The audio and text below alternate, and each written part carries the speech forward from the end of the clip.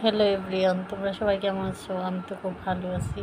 তো তোমাদের জন্য একটা নতুন রেসিপি নিয়ে আসলাম, সেটা হলো তরমুজের বাকল দিয়ে ভর্তা। তো এটাকে তোমরা ফার্স্টে খোসাটা ছাড়িয়ে নিবে, তারপরে যে দেখতে পাচ্ছ এরকম, তারপর ধুয়ে নিবে।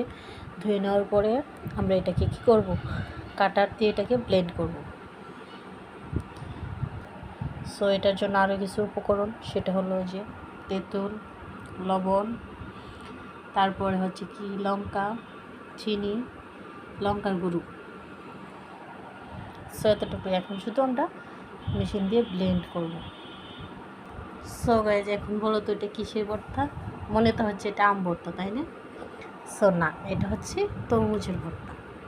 তো এটাকে তোমরা আগে এভাবে মিক্সড করে নেবা, তেঁতুল, লবণ, চিনি, যা যা উপকরণ নিয়েছি সবগুলো এইভাবে মিক্সড করে নিয়ে তারপর এটার সাথে মিক্সড করবা।